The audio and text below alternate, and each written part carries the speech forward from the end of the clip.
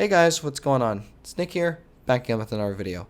Now, today's video is something that I'm a bit late to, and I intentionally did not make a video on this for at least a couple days after this came out. Why? It's because I wanted to wait a couple days or weeks-ish to see if anything else would come out. Well, today's video is basically I'm going to be covering what the Federal Transit Administration has basically told the MBTA what they need to do to better their system in terms of safety. Because, well, earlier this year, I think it was the month of either March or May, the Federal Transit Administration, well, this news just came out in general that the MBTA was getting oversight from the Federal Transit Administration due to serious health and safety risks. Well, not really health, mostly safety risks. And this was unexpected to say the least. This is my opinion at least. But quite frankly, I kind of feel like this should have happened a bit earlier given the past events that have happened within the last 3 years. Now, specifically the FTA wanted to oversight the MBTA due to safety reasons because of the recent events that have happened within the past 3 years. Some of these events that are more notable than others are the red line derailment in, I don't know what month, but it happened in 2019, the green line B line crash that happened in January of 2021, the recent man who died on the red line, and that sort of thing, as well as just like various other things that have happened.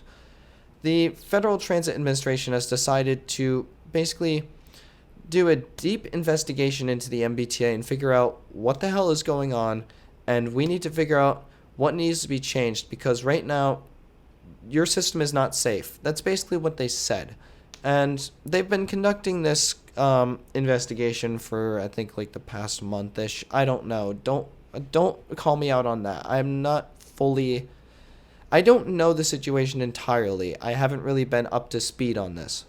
But regardless of that, I'm going to be taking a look at the recent document that came out today, in which this is published by WCVB News Center 5 on their website.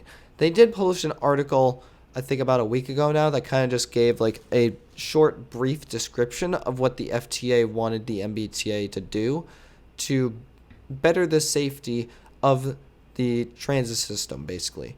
But this particular news story kind of goes a bit more in depth into it, which is why I'm making a video on it now, because the previous article I looked at only had like a couple paragraphs and that's it. This is significantly longer, and so I'm just going to go through that now. Federal investigators, in their final week of reviewing the safety of the MBTA, has issued a series of 5 directives ordering the transit agency and oversighting agency to take immediate action on safety issues.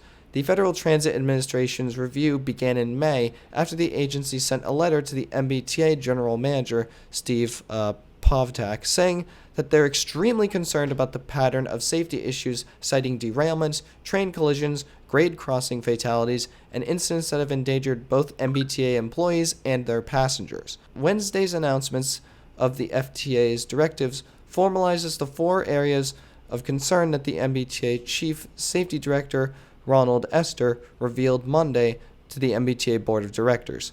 Number 1, ensuring adequate staff is present in the Operations Control Center, or OCC, safety operations within the train yards to prevent incidents, addressing delayed track maintenance, and getting employees certified or recertified for their jobs. Now, when I looked at this article earlier, that was basically it for the article. In regards to tracking maintenance, the FTA wrote that the overnight work windows are insufficient for the MBTA to address the system's needs, and the aging equipment also hampers the progress. They found, for example, that the Green Line work train has been inoperable for at least 8 months. And the FTA also identified backlogs of thousands of known defects related to rail infrastructure. One example where the MBTA was specifically ordered to make repairs was the curved track section on the Orange Line between Tufts Medical Center and Back Bay stations, which has been under a speed restriction due to excessive wear and defects since 2019. Additionally, the federal inspector found that the MBTA's Operations Control Center is not appropriately staffed, which creates an increased safety risk. Whew, that's a lot to take in so far, but bear with me. I'm going to keep reading. Employees are working excessive hours, including 20-hour shifts with only 4 hours off in between shifts, said Paul Kincaid, who presented the FTA's findings in a virtual meeting on Wednesday. This poses a substantial risk to riders and train operators as well as other employees' workforce. The MBTA is also being ordered to ensure that all staff members are properly certified and that supervisors are not simultaneously assigned dual roles. And 4 of the FTA's directives were issued to the MBTA, and the 5th was addressed to the Department of Public Utilities. The directives instructed the MBTA to provide responses or take action within the specific time frame ranging from 24 hours to 30 days. FTA underscores that transit riders in Boston should not interpret the special directives issued today as a reason to avoid the MBTA subway or light rail, the agency wrote in a statement. Rather, the FTA's actions provide a system-wide measurement to fix long-standing issues with the agency's overall program and culture. The MBTA spokesperson said the agency will develop immediate and long-term mitigation measures. And additionally, the FTA said it will be providing technical assistance to the MBTA and DPU to help assist the highlighted issues. Safety also was a major topic at the MBTA Board of Directors meeting last week about the budget for the 2023 fiscal year. I think I said that right. Investments planned for the next budget include $5.5 million for a program that will conduct safety inspections. Those will include areas where riders were injured or killed in recent incidents, including escalators, stairs, and transit infrastructure. The plans also include adding 148 new safety positions to the MBTA's payroll during the fiscal year. Those include 41 jobs in the rail yard, 28 jobs for facilities maintenance, and 18 for proactive maintenance inspections. Maintenance has also been an ongoing area of concern for the MBTA.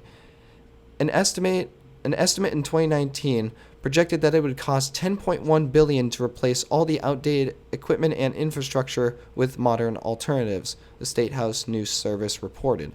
Meanwhile, watchdogs like Brian Kane, executive director for the MBTA Advisory Board, have warned that the transit system is headed towards a financial cliff once the pandemic aid ends next year. Now, that was a lot to take in. And what this basically means is that the MBTA will be taking hopefully they will be taking immediate actions on the 4 points that the FTA stated in the meeting with them, and hopefully they will be responsible and take action for this. And especially, I hope that they fix a ton of speed restricted areas on pretty much every line, because speed restrictions are a pain. I cannot tell you how many times I've just been on my way to do something, and I've been somewhat late because of a speed restriction.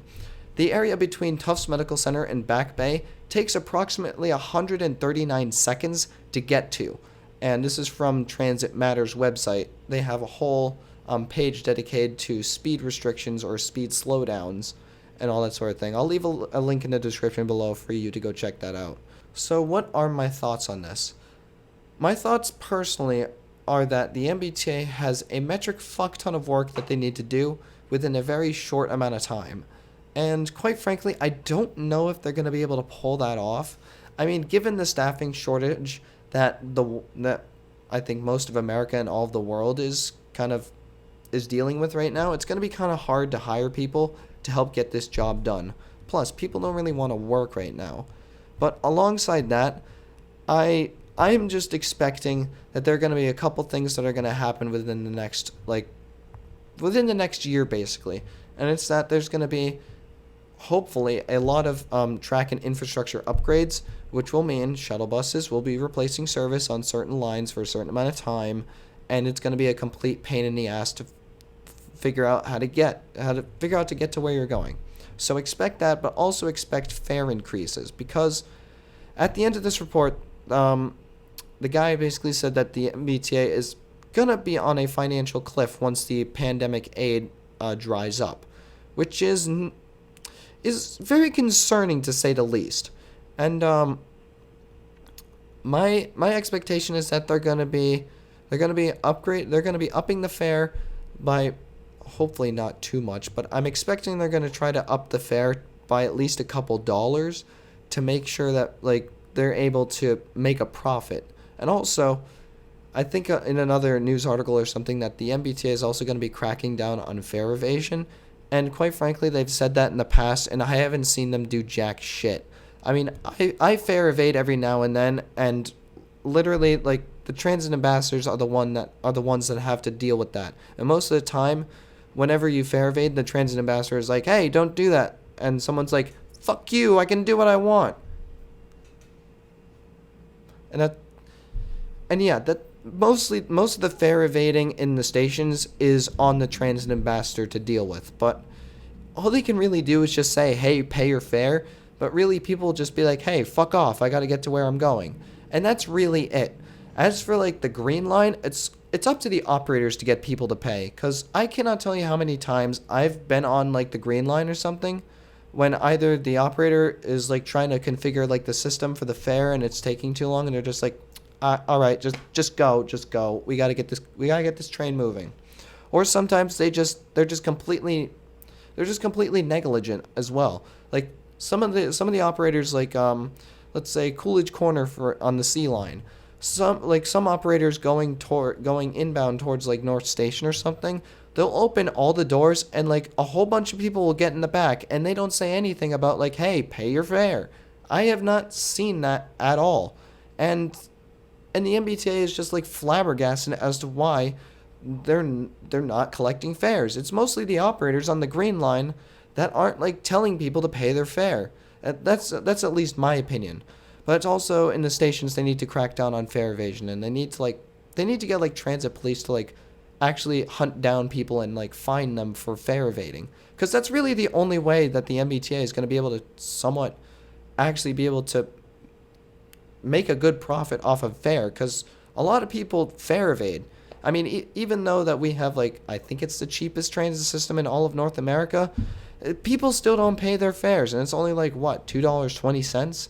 And quite frankly, I don't blame them. I want free public transportation too, but public transportation comes at a price, you know?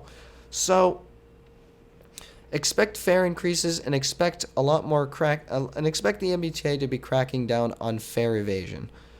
Other than that, my guess is that they're going to be junking a lot of the old equipment, which I think might also be the older MBTA fleets, which means the 15, 16, 17s, and I think the 1800s fall under this category, and for sure the 12 series fall under this category.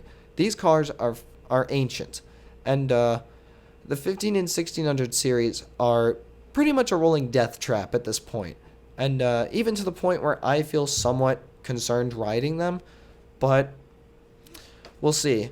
It's really only a matter of time until they replace all of those cars with the newer cars. God. Oh, God, I hate those new cars so fucking much. But anyway, I just wanted to make this video kind of just talking about this and giving my thoughts and opinions on it. If you want to leave a comment down below telling me what your opinion is on the matter, then just go ahead and leave a comment, and I'll be sure to respond, since this is a hot topic that I am concerned about, and I want to like stay informed on. So if you liked what you saw, go ahead, like, comment, subscribe, dislike it if you dislike it, and yeah, I'll see you all in the next video. Peace.